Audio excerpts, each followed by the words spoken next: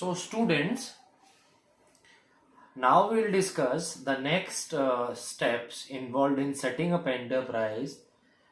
That is, you can look here, I've written 2 points. That is, the 7th point is plant layout, and the 8th point is internal organization structure.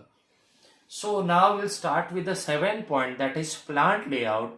Plant layout means, from the word all of you can derive the meaning. Plant layout means how the organization, how the company or the enterprise should be well arranged, should how the organization should look like, means the arrangement of all the physical facilities in a very orderly and organized manner in the organization premises is known as plant layout.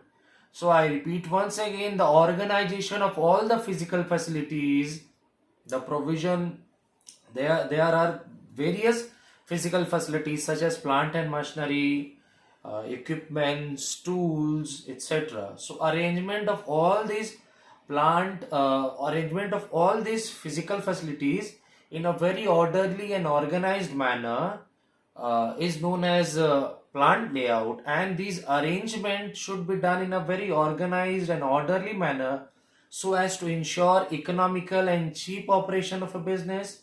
And when the plant layout is very good, it helps assist, facilitates and enables the business enterprise to work very smooth and facilitate very efficient and economical operation of business, thereby reducing and minimizing the time, space, inventories.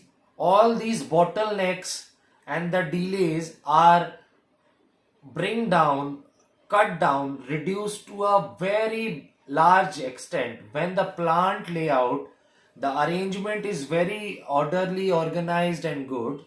So as you can see here, I have written the meaning and the purpose what it serves. A plant layout serves a purpose that it helps in continuing the smooth operation of the business. All the activities are optimally carried out and it leads to enhancement and improvement in the work operation, thereby reducing the bottlenecks and helps to create the time which they can use it for further work. Reducing the space consumption means that clusters are there should be no clusters and there should be no clutters, and then therefore all the works are varied in a very good harmony. So I have written the arrangement of all the physical facilities, such as I mentioned earlier, plant and machinery, equipments, tools which are necessary for continuation of all the organization works and activities are arranged in a very orderly, organized and good manner so as to ensure the smooth operation of work, efficient operation of work, and also it leads to economical operation, means cheap. Therefore, arrangement of all physical facilities such as plant and machinery, tools and equipments in efficient manner so as to ensure economical operations.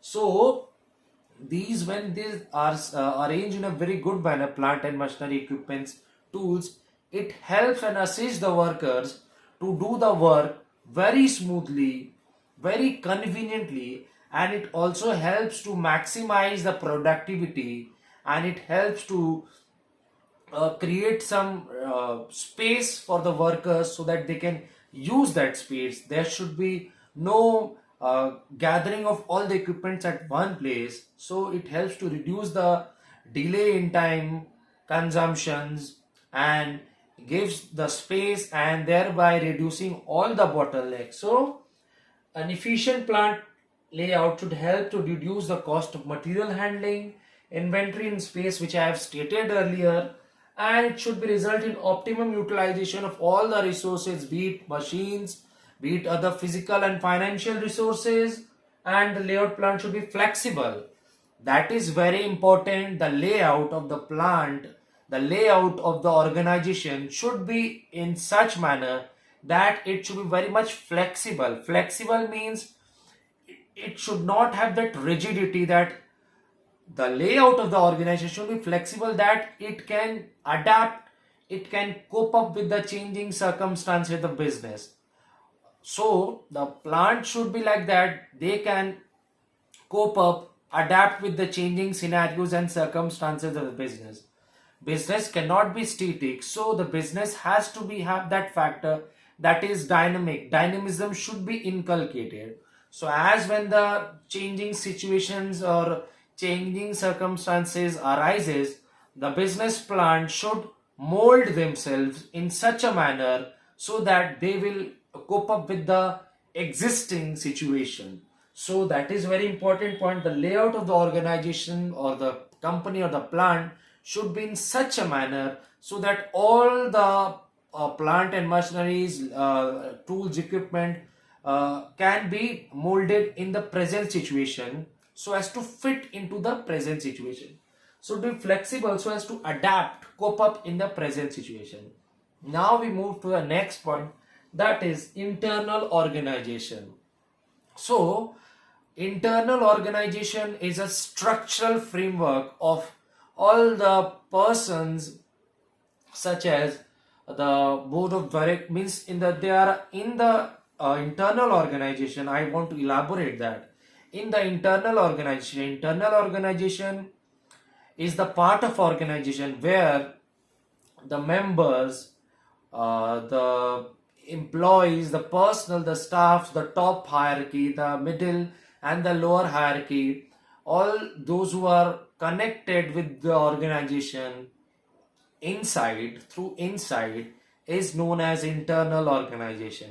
So internal organization is a structural framework where it defines the authority and the responsibility between the persons who are connected, and these internal organization should be further departmentalized, should be further divided, because in an organization or a industry or a company, there is not that only one person can achieve the goal.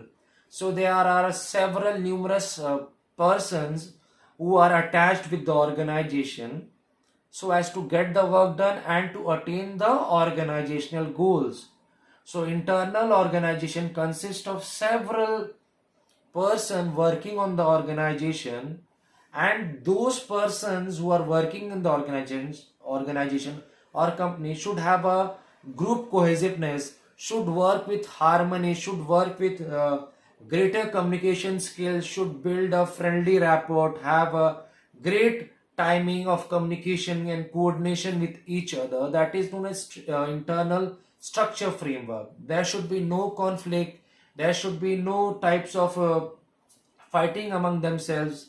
So internal structure means there are various persons who are attached with the enterprise or the company, and they are working for the company's goal, company's attainment of the attainment of organizational goals. So all these persons are further classified into several departments and categories, namely such as personnel department, purchasing department, marketing department, finance department, etc. and etc.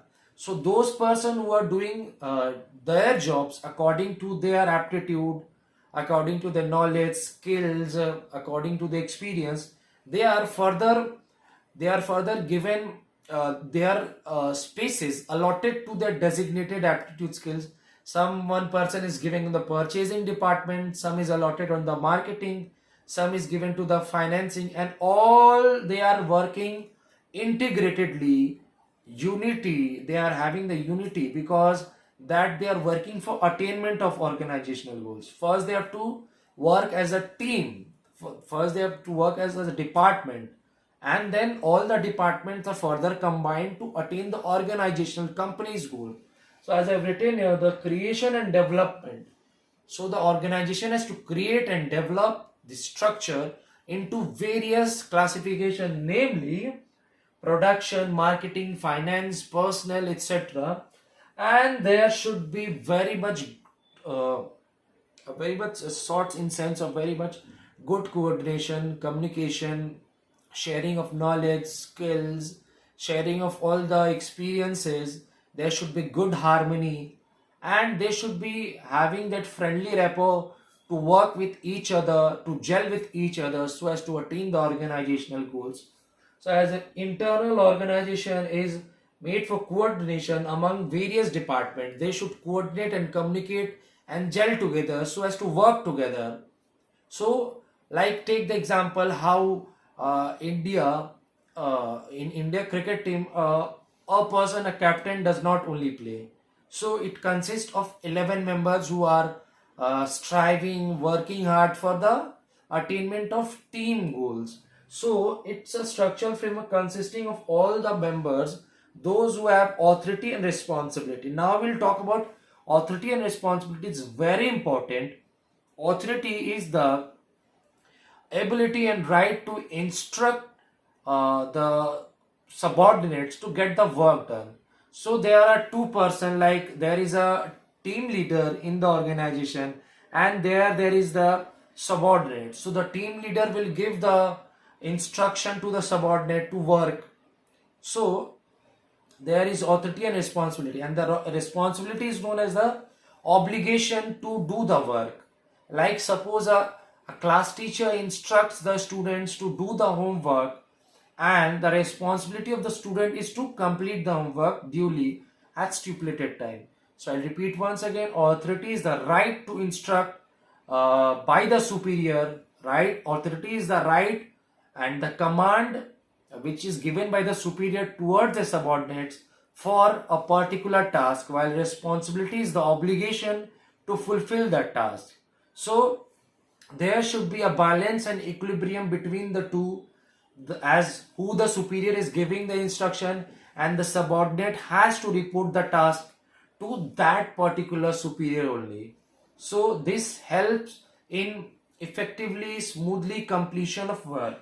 So authority responsibility relationship among the enterprise, and these in this organization all the authority and responsibility relationship are further classified in the organizational chart, which are very much depicted clearly to whom they are responsible, to whom they can authorize their power. So all the things in the organization consist of top hierarchy, top order, middle order, lower level. So there are authority and responsibility relationship. Like I said, a teacher can instruct his students to complete the homework, while the students have the responsibility to complete the homework. And a very sound, very good internal organization structure helps and functions properly. And the purpose of sound internal organization structure, that it helps the company to grow, to expand, modernize, and diversify their activities of the enterprise. It also facilitates and enables to build a good communication, coordination among the members of the organization of the same team and the other team also. So I have written a very good internal sound framework helps and facilitates and enables the members to have a very good communication, coordination among themselves. It helps to avoid duplication of works, promotes specializations, cooperation, and coordination, and it also helps in facilitating expansion, diversification, and growth of an enterprise. So we have done 2 points, that is plant layout and internal organization. So all of you BST students, I am instructing all of you to listen to the audio clip several times and watch the video several times so as to catch and grasp the meaning of these terms, definitions, and their relevant key points and terms, and their purpose and function. And if you have the BST book of class 11, do refer to it so as to get an insight and meaning of it. And if you face any sorts of doubts or problems, do revert back it to me so I can get in touch with you and provide you the required assistance as soon as possible.